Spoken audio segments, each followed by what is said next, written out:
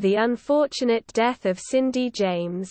On 8 June 1989, the lifeless body of 44-year-old Cindy James was found lying in the yard of an abandoned house in the quiet city of Richmond, Vancouver. Cindy had been drugged and strangled. Her feet and hands had been tied behind her back. Despite the condition in which she was found and that she had been the victim of harassment and assault by an unknown assailant, the Royal Canadian Mounted Police believed her death was either an accident or suicide. In 1966, Cindy graduated from nursing school, but she decided to become an administrator at a preschool for children with behavioral and emotional issues. Cindy was married, but she did not have any children of her own. In July 1982, she and her husband, Roy Makepeace, separated. Only 4 months after their separation, Cindy began receiving mysterious and sometimes threatening phone calls. These relentless calls came in many forms, with the voice on the other end sometimes whispering, at other times shouting obscenities and threats, and on still other occasions saying nothing at all. Cindy did not recognize the voice. The calls increased in frequency, coming at all hours of the day and night. It left her unable to relax or even sleep. Over the course of the next 7 years, she reported nearly 100 incidents of harassment to the police, 5 of which were violent physical attacks while others were whispering or silent phone calls. Things got worse after she involved the police. Cindy's family and friends were questioned, but it seemed like Cindy had no known enemies and wasn't involved in any illegal activities. This made it difficult for the police to understand why she was being harassed so relentlessly. According to her friend, Agnes Woodcock, bizarre notes with letters cut from magazines began to appear on her doorstep after the police became involved. At night, Cindy would hear someone outside her house prowling about. Her porch lights were smashed, and one evening when she tried to call the police, she realized that her phone lines were severed. There were also 3 dead cats left hanging in her garden, and on one occasion her dog was nearly strangled to death. She even received a picture of a dead body in a morgue on the windshield of her car. She believed that someone was trying to scare her to death. She became reluctant and frightened to give details. Over time, the police began to doubt her stories.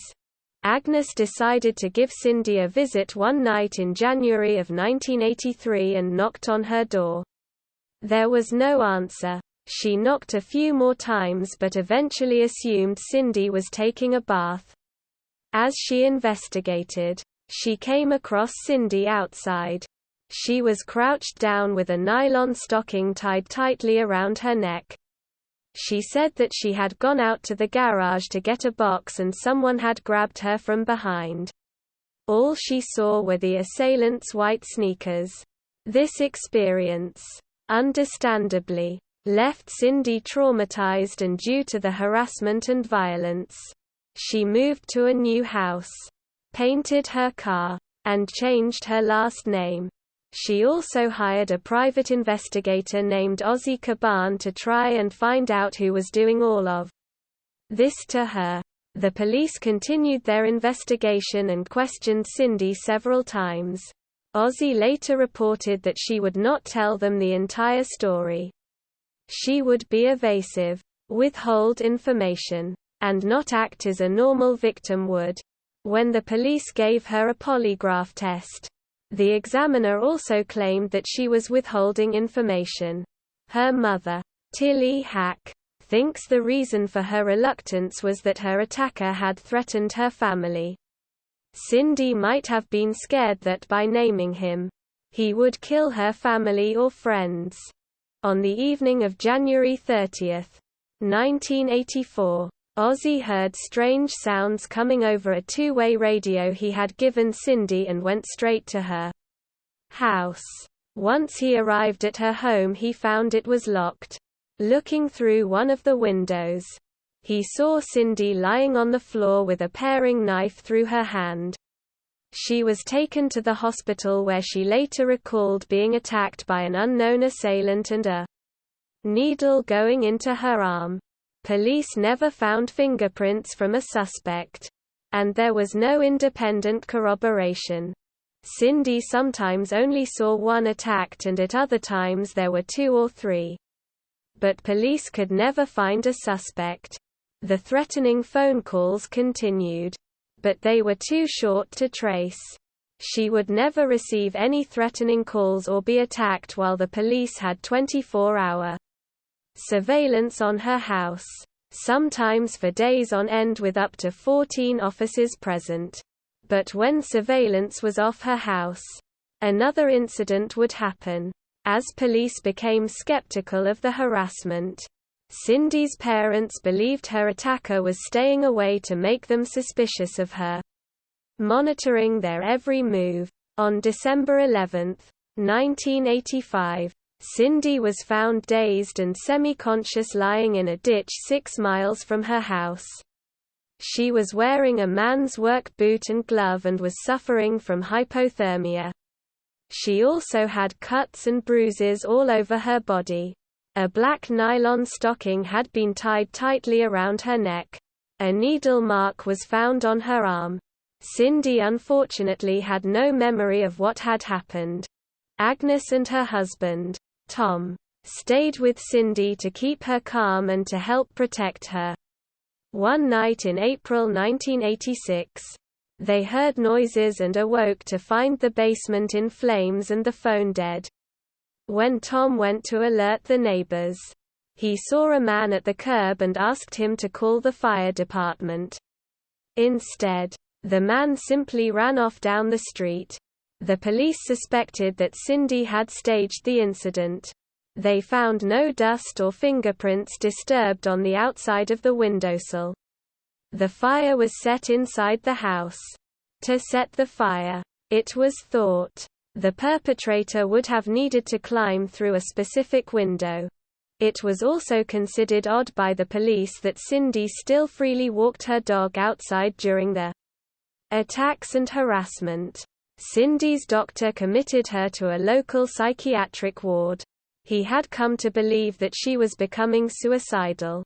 10 weeks later, she left the hospital. Her father, Otto Hack, said that she finally admitted to her family and friends that she knew more than she was saying. She told him that she believed she knew the identity of the perpetrator and that she would go after them herself. In October 1988, Roy received a bizarre message on his answering machine. The raspy voice said, "Cindy. Dead meat. Soon." On October 26, Cindy came home from work and was attacked outside her house in her carport. She was later found unconscious in her car, nude from the waist down. A nylon stocking was tied around her neck and her arms and legs were hogtied with a second one. Duct tape was found over her mouth, in an attempt to keep her from breathing. She went into a coma but survived. In spring 1989, she reported to her family and friends that the attacks seemed to be decreasing. Cindy was finally feeling better for the first time in a while. On May 25, 1989, 6 years and 7 months after the first threatening phone call, Cindy disappeared without a trace.